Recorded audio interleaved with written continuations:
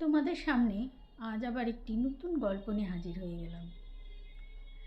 একটা গ্রামে প্রচণ্ড বন্যা হয়েছে। তো বন্যাতে সব লোকজন চলে যাচ্ছে, গ্রাম ছেড়ে, ঘর বাড়ি ছেড়ে চলে যাচ্ছে।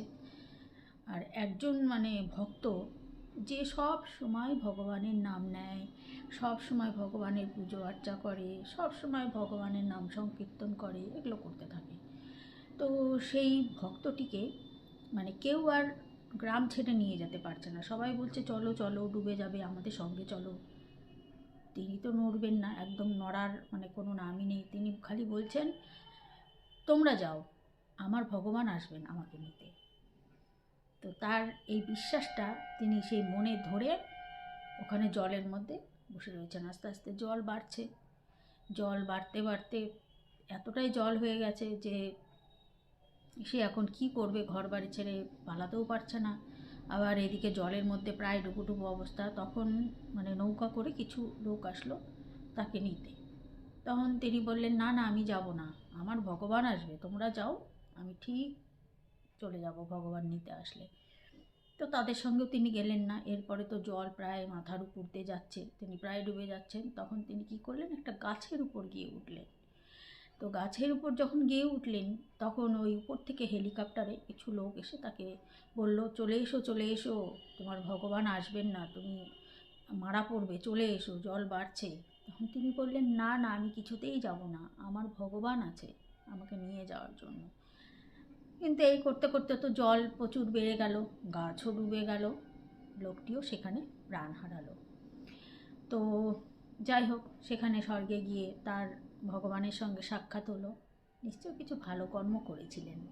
ভালো কর্ম না করলে তো আর ভগবানের সাথে সাক্ষাৎ হয় না। যেহেতু তিনি সবসময় নাম সংকীর্তন করতেন, ভগবানকে ডাকতেন, ভগবানে বিশ্বাসী ছিলেন। যাই হোক, তো তিনি সেখানে গিয়ে ভগবানকে বলছেন যে আচ্ছা, আমি তোমাকে এত পুজো করি, সবসময় তোমাকে ডাকি, অথচ তুমি কেন এলেন আমাকে নিতে? আমার তো খুব বিশ্বাস ছিল যে তুমি আমাকে নিতে আসবে। তখন ভগবান তাকে বললেন যে আমি তো তোকে নিতে গিয়েছিলাম, তুই তো এলি না। তো তুমি কখন তুমি নিতে গেলে? বলছে আমি যে গেলাম, লোক পাঠালাম, নৌকো দিয়ে পাঠালাম, তুই এলি না। তোকে হেলিকপ্টারে লোক পাঠালাম, তাও তুই এলি না, তাহলে আমার দোষটা কোথায়? তখন সে শুনে তো আশ্চর্য হয়ে গেলেন।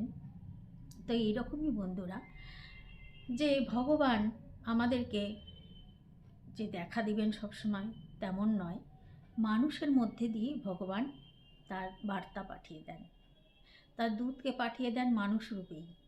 আমরা ভগবান ভগবান করি, ভগবান স্বয়ং এসে কি আর আমাদের সামনে দেখা দিবেন? কিন্তু দেখবে, যখন কোনো বিপদে পড়বে বা তুমি যদি ভগবানে ভরসা রাখো বা ভগবানকে স্মরণ করো, তো নিশ্চয়ই তিনি একটা না একটা পথ বার করবেনই। আর সবসময় এটা জানবে তিনি যা করছেন ভালো করছেন, যা করা দরকার তিনি আমাদের সেটাতে হয়তো মঙ্গল হবে, সেটা ভেবেই তিনি এটা করছেন। তো যাই হোক, মানুষের যে মানুষকে দিয়ে যে তিনি বার্তাটা পাঠান, সেটাকে আমাদের মেনে নিতে হবে। আর সেটাকে বিশ্বাস রাখতে হবে যে না, উনি কিছু না কিছু করবেন, আর কাউকে না কাউকে দিয়ে আমাদের সামনে কোনো না কোনো বার্তা পাঠাবেন। রাধে রাধে। সবাই খুব ভালো থেকো, সুস্থ থেকো। আবার নতুন